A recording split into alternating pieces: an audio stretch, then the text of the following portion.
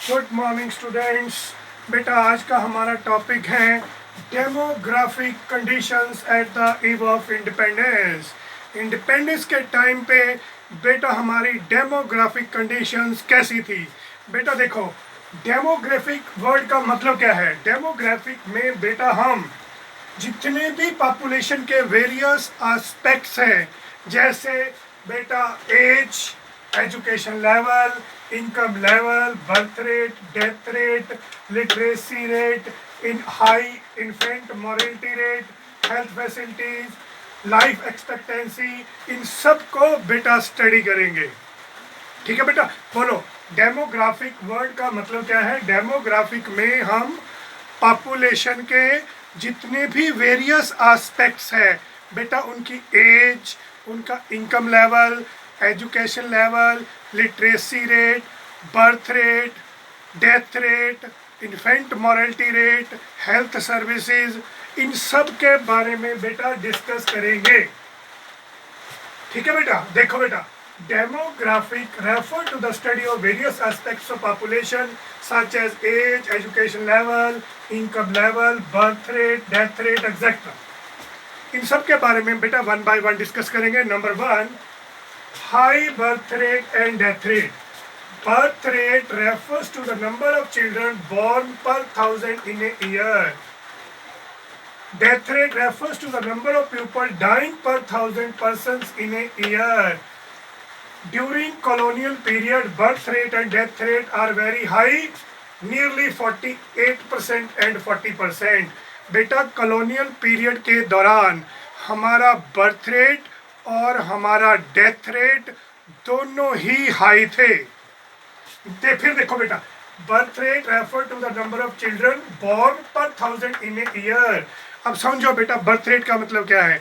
अगर मान लो बेटा 1000 टोटल पीपल है, बर्थ रेट का मतलब क्या है। मान लो बेटा टोटल पीपल है 1000, तो अगर बेटा 1000 लोग हैं तो उनमें से कितने ऐसे लोग हैं, वो जो 1000 लोग हैं वो कितने बच्चों को जन्म देते थे।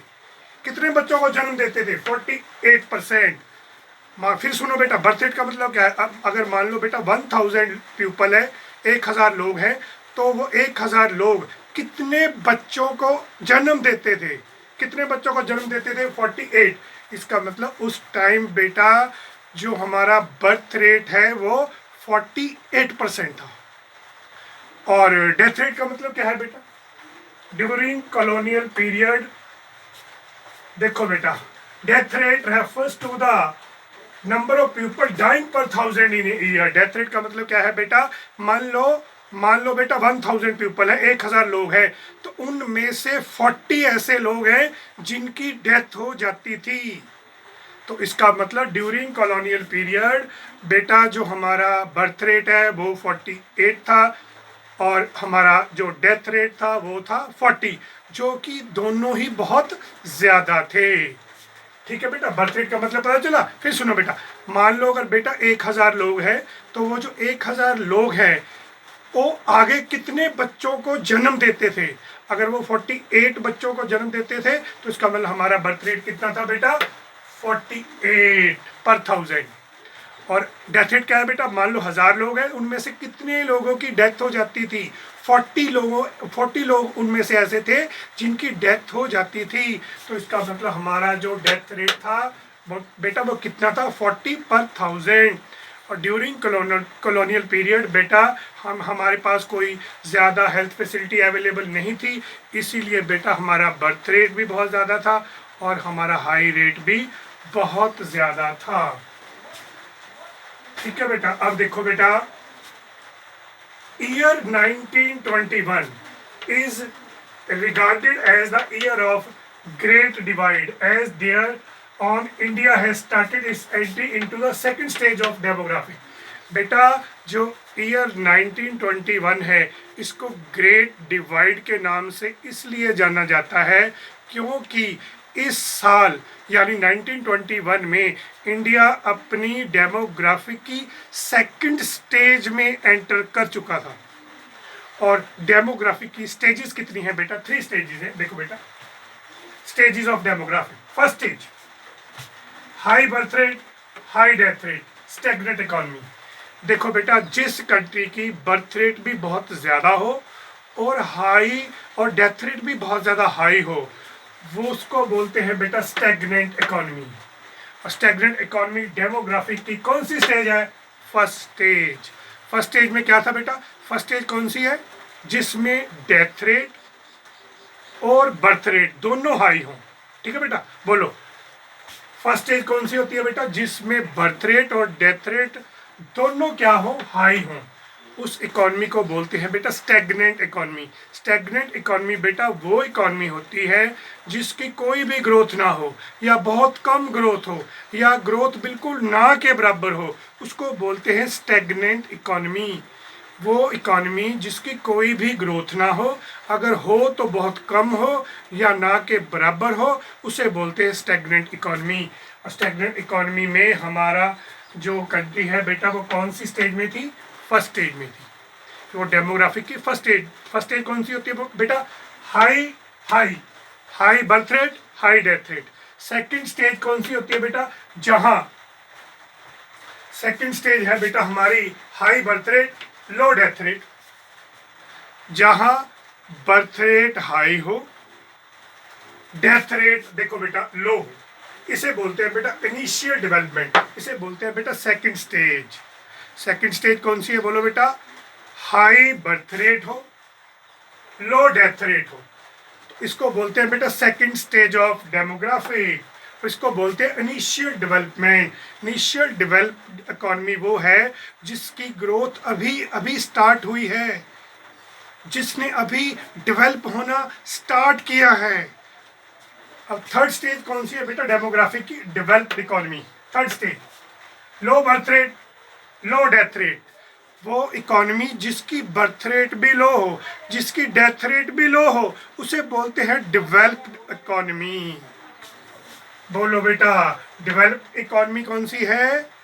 लो low low birth rate, low death rate, उसे बोलते हैं बेटा डेवलप्ड इकोनॉमी। समझाया बेटा? शाबाश। सेकंड पॉइंट क्या है बेटा? लो literacy rate. Literacy rate refers to the number of persons who is 7 years or above who has ability to read, write and understand the one language। बेटा लिटरेसी रेट वो rate है according to government data, according to government definition, एक वो person जिसकी as 7 साल है या 7 से ज़्यादा है और वो पर्सन अगर कोई भी एक लैंग्वेज लिखना, पढ़ना और अंडरस्टैंड करना जानता है तो उसे हम बेटा एजुकेटेड की गिनती में काउंट करेंगे, उसे एजुकेटेड काउंट करेंगे। ठीक है बेटा, दोबारा सुनो बेटा।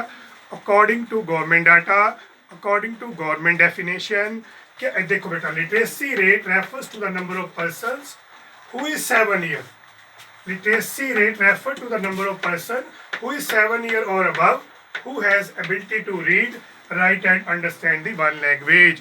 कोई भी एक पर्सन जिसकी एज 7 ईयर है या 7 से ज़्यादा है, अगर वो कोई भी एक लैंग्वेज या तो बेटा पढ़ना जानता है या लिखना जानता है, ठीक है, या अंडरस्टैंड करना जानता है, समझना जानता है, तो उसे हम एजुकेटेड की गिनती में काउंट करते थे, एजुकेटेड के नंबर्स में काउंट करते थे। और बेटा during colonial rule, overall literacy rate of the economy was less than 16%।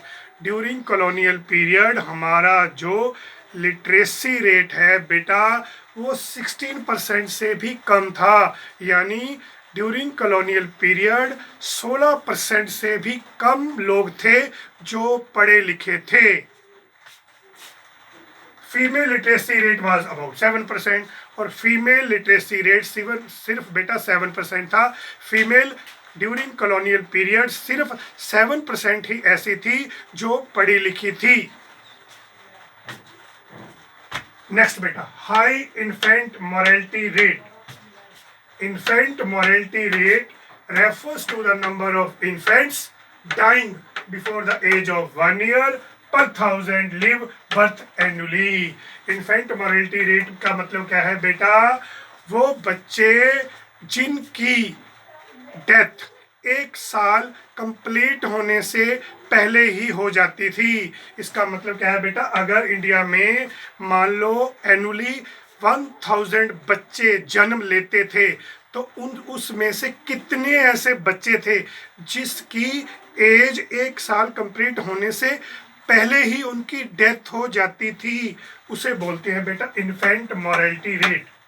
और infant mortality rate during colonial period was about 218 per thousand before 1921। बेटा कॉलोनियल पीरियड के दौरान जो हमारा इन्फेंट मोर्टेलिटी रेट है वो 218 था पर थाउजेंड। 218 पर थाउजेंड का मतलब अगर अगर हमारी कंट्री में बेटा 1000 बच्चे जन्म लेते थे तो उसमें से 218 यानी 218 ऐसे बच्चे थे जिनकी डेथ उनके 1 साल कंप्लीट होने से पहले ही हो जाती थी। इसे बोलते हैं बेटा इन्फेंट मोर्टेलिटी रेट। ठीक है बेटा, इन्फेंट मोर्टेलिटी रेट का मतलब वो बच्चे जिनकी डेथ उनके 1 साल कंप्लीट होने से पहले ही हो जाती थी। मान लो अगर इंडिया में बेटा 1000 बच्चे जन्म लेते थे तो उनमें से 218 बच्चे ऐसे थे जिनकी डेथ उनके 1 साल कंप्लीट होने से पहले ही हो जाती थी। इसे बोलते हैं बेटा इन्फेंट मोर्टेलिटी रेट।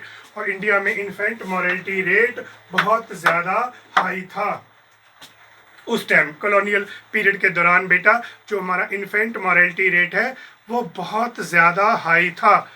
ठीक है बेटा, आगे देखो बेटा, poor health facilities. Public health facility were either unavailable और when available were higher inadequate. बेटा उस टाइम वैसे तो हॉस्पिटल वगैरह की बहुत ज़्यादा फैसिलिटी अवेलेबल नहीं थी, अगर अवेलेबल थी तो उनकी कॉस्ट बहुत ज़्यादा थी और हमारी गरीब जनता उस फैसिलिटी को बेटा अवेल नहीं कर पाती थी। Due to which water and airborne diseases were wide spread and took a huge toll on life.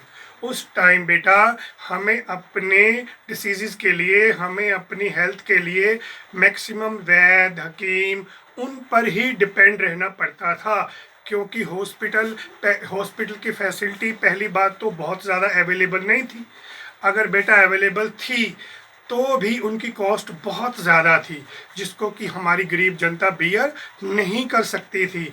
इसलिए बेटा वाटर और एयरबॉर्न डिसीज़ बहुत ज़्यादा मात्रा में फैलते थे। और जैसे बेटा एयरबॉर्न डिसीज़ हो गए, जैसे बेटा अस्थमाएँ, किसी को सांस लेने में प्रॉब्लम हो रही है, या कॉमन कोल्ड हो गया, कफ हो गया, खांसी हो गई, कोल्ड हो गया, ये थे बेटा एयरबॉर्न डिसीज़। वाटरबॉर्न डिसीज़ बेटा डाइसेंट्री वगैरह हो गई, कॉलरा वगैरह हो गया। तो इन डिसीज़ के लिए भी बेटा हमें बहुत ज़्यादा हकीम वैद्य पर ही डिपेंड रहना पड़ता था। इसका मतलब ड्यूरिंग कॉलोनियल पीरियड हमारा जो हेल्थ फैसिलिटी है बहुत ज़्यादा पुअर थी। इन्फेंट मोर्टेलिटी रेट भी बहुत ज़्यादा था क्योंकि हेल्थ फैसिलिटियाँ बेटा इतनी थी नहीं। ठीक है बेटा, इसीलिए बच्चों की डेथ हो जाती थी उनके 1 साल के एज पूरा होने से पहले ही, क्योंकि इस इन्फेंट मोर्टेलिटी रेट ज़्यादा होने का कारण भी बेटा यही था कि पब्लिक हेल्थ फैसिलिटी अवेलेबल नहीं थी। अगर थी तो उसका ज़्यादा बेनिफिट कौन लेते थे? ब्रिटिशर्स, और उनकी कॉस्ट भी बहुत ज़्यादा होती थी। यही कारण था बेटा during colonial period infant mortality rate भी बहुत ज़्यादा हाई था। यानी जो बच्चे जन्म लेते थे उन 1000 में से मान लो 1000 बच्चे जन्म ले रहे हैं, 218 की डेथ हो जाती थी उनके 1 साल कंप्लीट होने से पहले।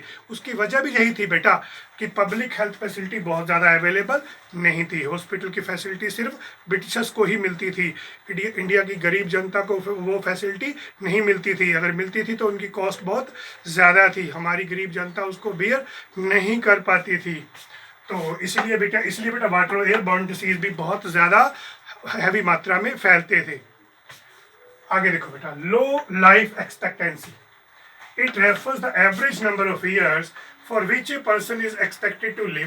देखो बेटा लाइफ एक्सपेक्टेंसी का मतलब है एक एवरेज पर्सन कितनी अपनी उसकी एवरेज एज कितनी है। देखो बेटा, जैसे हम कहते हैं आजकल सभी चीज़ों में प्योरिटी नहीं है, वेजिटेबल्स भी प्योर नहीं है वीट भी प्योर नहीं है, और ठीक है बेटा, खाना पीना हमारा सब ये इसको फर्टिलाइज़र खाद वगैरह भी अच्छी नहीं लग रही, और इनको केमिकल से वेजिटेबल्स को पकाया जा रहा है, फ्रूट्स को भी केमिकल की वजह से ही, केमिकल लगने की वजह से ही ये ठीक नहीं आ रहे, इनमें प्योरिटीज नहीं है, इम्प्योर है ये। उसकी वजह से बेटा एक नेचुरली आम पर्सन की एज पर तो उसका अफेक्ट पड़ता ही है ना बेटा। जब हमारा खाने पीने का सामान इम्प्योर होगा, उसमें प्योरिटी नहीं होगी, सब चीज़ें डुप्लीकेट होंगी बेटा, उनमें डुप्लीकेसी होगी, केमिकल से सारी फ्रूट्स वगैरह तैयार हो रहे हैं, वेजिटेबल्स तैयार हो रही हैं, तो नेचुरली एक पर्सन की जो लाइफ एक्सपेक्टेंसी है वो भी क्या होगी, कम होगी। अब देखो बेटा, it refers to the average number of year in which a person is expected to live due to poor health facility। अब कॉलोनियल पीरियड के दौरान बेटा हेल्थ फैसिलिटी ज़्यादा अवेलेबल नहीं थी, मैंने आपको पहले बोला है, हकीम वैद पर डिपेंड रहना पड़ता था, हॉस्पिटल की फैसिलिटी इतनी अवेलेबल थी नहीं, अगर थी तो उनकी कॉस्ट बहुत ज़्यादा थी। Life expectancy during colonial period was as low as 32 year. लो जी बेटा, ड्यूरिंग कॉलोनियल पीरियड एक आम आदमी की जो एवरेज एज है वो 32 ईयर्स थी। Whereas as per latest WHO data published in 2018, current overall life expectancy of India is 68.8 years। पर अब बेटा जो वर्ल्ड हेल्थ ऑर्गेनाइजेशन ने 2018 में रिसेंटली डाटा पब्लिश किया है, उसके अकॉर्डिंग अब इंडिया के एवरेज एक पर्सन की जो एज है वो है 68.8 ईयर। क्यों? अब बेटा पब्लिक हेल्थ फैसिलिटी भी बहुत ज़्यादा अवेलेबल हो गई हैं, लोगों को भी इनके बारे में काफ़ी ज़्यादा पता चल चुका है, लोग भी काफ़ी अलर्ट हो चुके हैं, इसलिए सबको अब हमारी इकॉनमी भी डेवलप हो चुकी है। कॉलोनियल पीरियड के दौरान हमारी इकॉनमी क्या थी, स्टैग्नेंट थी, ठीक है, उसका विकास जो रुका हुआ था, उसकी डेवलपमेंट रुकी हुई थी। अब तो हम आज़ाद हो गए हैं, अब हमारी इकॉनमी डेवलप्ड इकॉनमी है, तो हमें हेल्थ फैसिलिटी ईजिली अवेलेबल हो जाती हैं। तो इसलिए आज के टाइम पे बेटा एक एवरेज पर्सन की एज कितनी है, 68.8 ईयर, जबकि कॉलोनियल पीरियड के दौरान कितनी थी, सिर्फ 32 ईयर्स, जो कि बहुत कम थी बेटा। हाई लेवल ऑफ पॉवर्टी बेटा, देखो during colonial rule India face the extensive poverty. Colonial rule के दौरान बेटा इंडिया बहुत ज़्यादा गरीबी को फेस कर रहा था। क्यों? क्योंकि बेटा उनकी जो पर कैपिटा इनकम है लो थी, और स्टैंडर्ड ऑफ लिविंग भी लो था। अब बेटा जिस कंट्री में इनकम कम होगी तो नेचुरली बेटा उनका स्टैंडर्ड ऑफ लिविंग लो होगा, स्टैंडर्ड ऑफ लिविंग लो होगा तो नेचुरली वो इकॉनमी क्या होगी, गरीब होगी बेटा, वहाँ गरीबी ज़्यादा होगी, वो गरीबी को ज़्यादा फेस करेगी बेटा।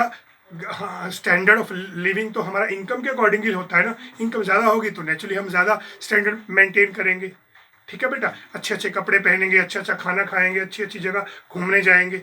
जब हमारे पास इनकम ही कम है तो ना तो कहीं हम घूमने जा सकते हैं, ना अच्छे कपड़े पहन सकते हैं, तो नेचुरली बेटा जिस पर्सन की इनकम कम होगी, जिस कंट्री में लोगों की इनकम कम होगी तो वहाँ उनका स्टैंडर्ड ऑफ लिविंग भी लो होगा, तो वहाँ ऑटोमेटिकली बेटा गरीबी होगी। अब देखो जिस कंट्री में बेटा हाई बर्थ रेट हो, हाई डेथ रेट हो, और जिस कंट्री में लिटरेसी रेट बहुत ज़्यादा कम हो, लोग कम पढ़े लिखे हों, इन्फेंट मॉर्टेलिटी रेट ज़्यादा हो, पुअर हेल्थ फैसिलिटी हो, हेल्थ की कोई फैसिलिटी ना हो, लाइफ एक्सपेक्टेंसी कम हो, और पावर्टी बहुत ज़्यादा हो, गरीबी बहुत ज़्यादा हो, तो नेचुरली हम कह सकते हैं कि बेटा at the time of independence हमारी जो डेमोग्राफिक कंडीशन है वो बहुत ज़्यादा पुअर थी, बहुत ज़्यादा ख़राब थी। ये थे बेटा हमारी आज का टॉपिक। इसी के साथ बेटा हमारा आज का टॉपिक ख़त्म होता है। ओके बेटा, good bye, see you. Okay बेटा, बाय।